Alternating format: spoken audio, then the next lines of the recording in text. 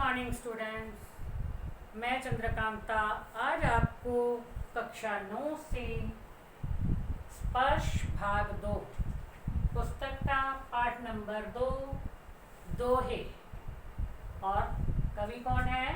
रहीम दास जी। तो रहीम दास जी के दोहे, इस का सरलार्थ, दोहों का सरलार्थ यानी ये मैं आपको समझाऊंगी, लेकिन इससे पहले मैं आपको रहीम दास जी का जीवन परिचय बता रही हूँ। फिर हम इसके यानी जो दोहे दिए गए हैं, दोहे के अंदर कुछ शब्द ऐसे होते हैं जिनका अर्थ यदि हमें ना पता हो तो हमें उनकी व्याख्या करने में बड़ी परेशानी हो जाती है। तो हम पहले उन शब्दों के अर्थ अच्छी तरह से समझ लेंगे ताकि जब हम किसी भी दोहे की व्याख्या करेंगे तो हमें कोई मुश्किल ना आए, क्योंकि हमें उस शब्द का अर्थ पता होगा तो व्याख्या करने में कोई मुश्किल नहीं होती है। वैसे तो ये भाषा सरल और सहज है, मतलब सबके समझ में आने वाली है, लेकिन फिर भी कोई एक आधा शब्द ऐसा हो जाता है यदि वो समझ में नहीं आता तो हम फिर वो दोहे का अर्थ नहीं समझ पाते हैं। तो सबसे पहले रहीम दास जी का जो जीवन परिचय है, ये इनका जन्म लाहौर में हुआ था। लाहौर अब पाकिस्तान में है, ठीक है। और कब हुआ था? 17 दिसंबर 1556 को, 1556 में। कहाँ हुआ था? लाहौर में, जो पाकिस्तान में है, और 17 दिसंबर 1556 को हुआ था। इनका पूरा नाम क्या था? रहीम दास जी, ठीक है। इनका पूरा नाम था अब्दुल रहीम खान खाना, लेकिन ये लिखते हैं तो इन्होंने अपना नाम रहीम दास रखा हुआ था। इनके पिता बैरम खान थे जो अकबर के संरक्षक थे, ठीक है। अब ये भी इसीलिए रहीम दास जी अकबर के दरबारी कवियों में से महत्वपूर्ण स्थान रखते थे। मतलब अकबर के दरबार में बहुत से कवि थे, उनमें इनका महत्वपूर्ण स्थान था। ये उनके दरबार में उनके नवरत्नों में से एक थे, यानी बहुत से कवि थे, उनमें से 9 कवि जो हैं, हम कहते हैं ना बहुत अच्छा व्यक्ति होता है तो हम कहते हैं ये तो रत्न है, ठीक है। हीरे जवाहरात रत्न जो होते हैं, तो रहीम दास जी भी अकबर के नवरत्नों में से एक थे। अब भाषा ज्ञान यानी इनकी भाषा जो थी अरबी, तुर्की, फारसी, संस्कृत और ब्रज भाषा। इन भाषाओं में इन्हें पूरा ज्ञान था, इन भाषाओं का पूरा ज्ञान ये रखते थे। वे कलम के साथ साथ तलवार के भी धनी थे। वे खाली लिखते ही नहीं थे, मतलब कलम जब चलाते थे, लिखते थे, दोहे लिखे हैं इन्होंने, लेकिन इसके साथ साथ ये तलवार भी चलाते थे, यानी एक योद्धा भी थे। कवि के साथ साथ एक योद्धा भी थे।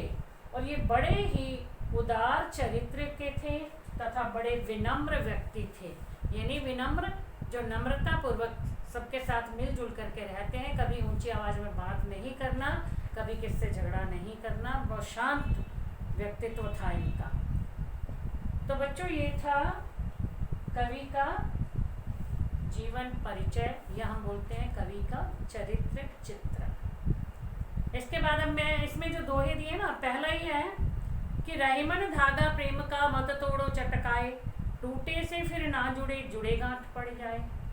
रहीमन निज मन की भी था मन ही राखो होए, सुनिया ठिले हैं लोग सब बांट न ले हैं कोय, एके साधे सब सधे सब साधे सब जाए, रहीमन मूल ही सींची बहु फूले फले अघाए। तो इस तरह से ये दोहे, अब इसमें से कोई शब्द है ऐसे भी जो यदि हमें समझ में नहीं आएंगे ना तो हम कर नहीं पाएंगे उसका हिंदी में क्या कहते हैं सरलार्थ, या उसकी व्याख्या जो है दोहे की हम नहीं लिख पाएंगे। तो इस शब्द है, देखो चटकाए। अब कहते हैं रहीमन धागा प्रेम का मत तोड़ो चटकाए। चटकाए मैंने क्या होता है? झटका दे करके, हम कहते हैं ना चटक करके तोड़ देना।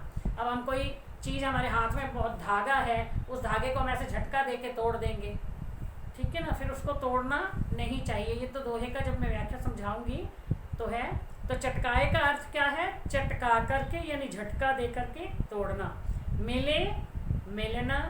परी जाए, परी जाए मतलब पड़ जाए ना, टूटे से फिर ना जुड़े, जुड़े गांठ ही पड़ी जाए, तो वो परिजाय है पड़ जाए, यानी जब इसको बांधते हैं तो वो गांठ पड़ जाती है। अब निज, निज मैंने होता है अपना, यानी हम अपने के लिए ना, तो वो उसको बोलते हैं निज। बिथा, बिथा मैंने होता है पीड़ा या व्यथा, दुख, कष्ट, कुछ भी ले सकते हो, ठीक है।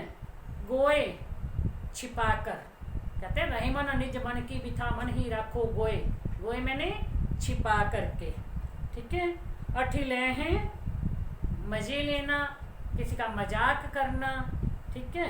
अठिले मैंने क्या होता है, लोग अटखेलियाँ करते हैं, मजाक करते हैं, मजे लेते हैं। कोई, कोई, सधई, सिद्ध करना, या हम क्या देते हैं पूर्ण होना, एक ही साधई सब सधई, सधई मैंने पूरा होना। फिर है मूल ही, मूल मैंने होता है जड़, जिस प्रकार से पेड़ की जड़ को पानी देते हैं तो पूरा पेड़ फलता फूलता है, ठीक है। जड़ को पानी ना दे करके आप पत्तों पे पानी डाल दो, फूलों पे डाल दो, और जड़ में पानी नहीं देंगे तो पेड़ सूख जाता है। तो मूल, मूल ही यानी जड़। सिंची बो, सिंचाई करना, पानी देना, जैसे पौधे को पानी देते हैं हम। अघाए, जी भरकर। आखर, अक्षर, अक्षर का ज्ञान होना जरूरी है ना, पढ़ने के लिए अक्षर ज्ञान जरूरी है, तो आखर। थोड़े, थोड़े मैंने थोड़ा यानी कम। सिमटी, सिमटना, शरीर को सिकोड़ लेना, सिमट जाना, सिमटी। पंख, पंख मैंने होता है कीचड़। अब जैसे ये ना हमने लिखा पंख, पंख कीचड़।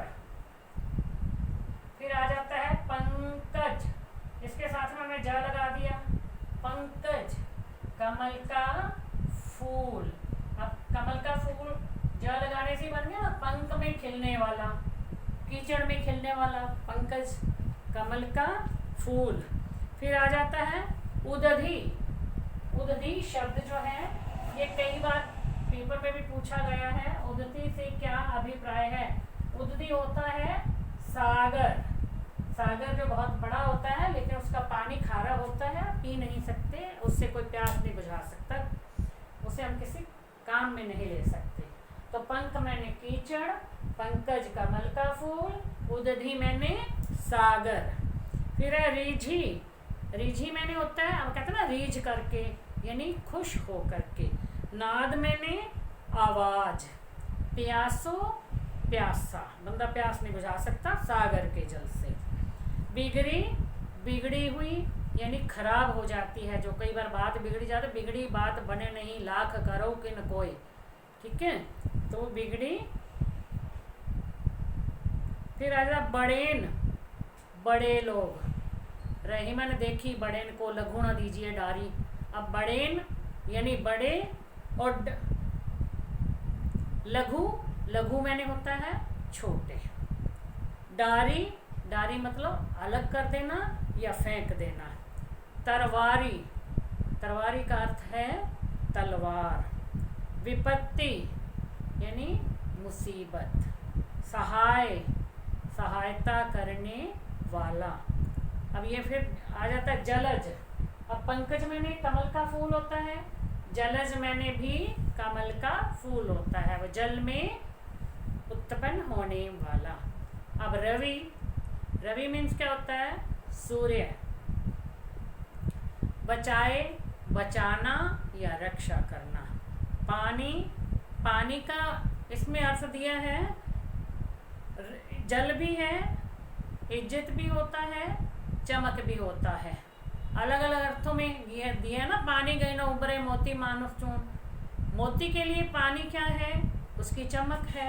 मनुष्य के लिए पानी का क्या महत्व बताया गया है, यानी कि उसका आत्म सम्मान है। तो इसलिए मतलब मनुष्य के लिए ये कहा गया कि उसे अपना आत्म सम्मान बचा करके रखना चाहिए, और मोती के लिए ये है कि उसकी चमक जरूरी होनी चाहिए, तभी लोग उसे पूछेंगे, ठीक है। और चून आटे के लिए कहा गया है, आटा भी पानी के साथ मिला करके गूंथने पर हम उसका खाना बना सकते हैं, या इसको हम चून को चूना भी ले सकते हैं। चूना जो हम पेंट वगैरह करते हैं ना, कली करते हैं घरों में, तो उसमें पानी डालेंगे तभी उसका काम हम कर सकते हैं, तो इसलिए इन्हें बचा करके रखना चाहिए। उबरे, उबरना यानी संकट मुक्त हो जाना। मानुष, मनुष्य। चून, चूना पत्थर भी ले सकते हैं, या इसका हम आटा भी ले सकते हैं। तो बच्चों, यदि इन शब्दों के अर्थ आपको याद रहेंगे, अब ये तो देखो समझ में तो आपको आ गए, लेकिन ये याद करने पड़ते हैं हमें, क्योंकि एक शब्द का एक अर्थ है, ठीक है, तो उसे याद करना ही पड़ता है। अब मान लो पंकज है, पंकज माने कमल का फूल है, पंक मैंने कीचड़ है, उददी मैंने सागर है, तो ये हमें याद तो रखना पड़ेगा ना। तो जैसे ही हमें ये शब्द, इन शब्दों के अर्थ याद रह जाएंगे, तो हम जब दोहे की व्याख्या करेंगे तो हमें कोई भी मुश्किल नहीं होगी, हम बहुत आसानी से उससे की व्याख्या कर सकते हैं, यानी उस दोहे को समझ सकते हैं। फिर उस दोहे के आधार पर ही हमें जो है प्रश्न भी पूछे जाते हैं उसमें से, और उन प्रश्नों के उत्तर तो हम फिर बड़ी ही आसानी से दे सकते हैं। तो आज इतना ही बच्चों, कल मैं आपको यानी कि अगली वीडियो में मैं आपको इन दोहों की व्याख्या समझाऊंगी। Thank you.